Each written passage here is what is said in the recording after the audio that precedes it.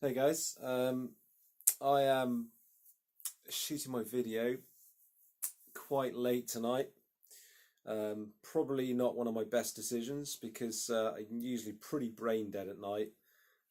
Anything that would normally inspire me doesn't because I want to go to bed.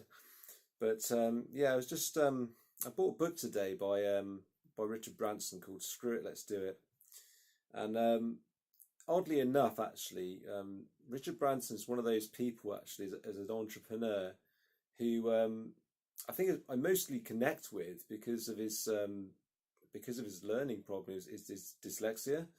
I was diagnosed with dyspraxia about sort of 8 years ago, which is sequencing and a coordinating problem with brain, and obviously between the brain and the body. And they say that these I think you call them spectrum disorders or something, but these particular learning difficulties are kind of quite closely related. I think like ADHD and things like that. Um, they're kind of sort of a lot of them are closely connected. They're closely kind of connected together, and so I always had problems with maths and oddly enough, though, I didn't. I mean, dyslexia is not being able to put certain. I think it's put letters and words together, and I didn't. It's really kind of strange because I didn't really have many problems with that at all. I could always tell when a word was wrong or when I spelt something wrong. But when it came to catching a ball or doing anything like that, I usually used to have problems. But yeah, I mean, going back to that, I mean, I was a low achiever at school. In a sense, I always wanted to learn, but I never really felt like I actually could learn. And I think, in a sense, I mean, Richard Branson said in the video that I was watching that it kind of forced him really um, to kind of find other avenues and do other things and because obviously it meant that he wasn't very interested at school, and so he found another avenue to sort of get out of school and do something more interesting.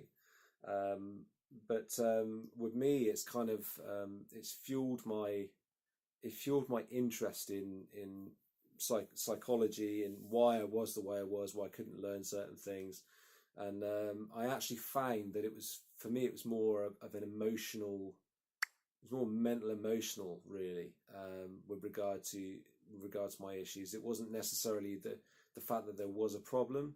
It was that I had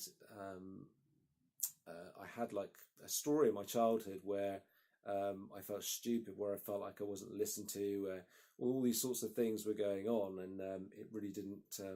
It it kind of caught. It was almost like, in a sense, it wasn't.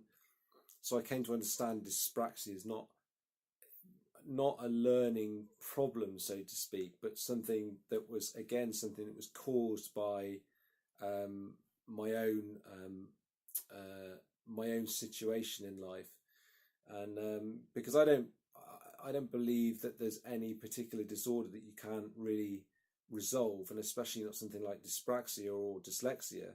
Um, but it's not really a disadvantage, so to speak, when you get these particular issues, because it can often mean it branches you off in different directions, like I just described it.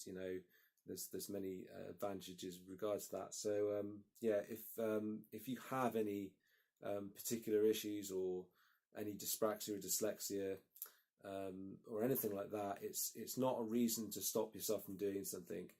It's more, in fact, it's more of a reason to actually do something and actually begin to start thinking your way around the situation, rather than actually accepting that you have a particular fault and then choosing to use that as an not only, I don't want to say an excuse because that sounds rather harsh, but choosing to use that as something that you're going to put in your way to stop you doing something. So that's today's video, guys. Hope it's been of use to you, and I will speak to you tomorrow, hopefully for a more more structured video.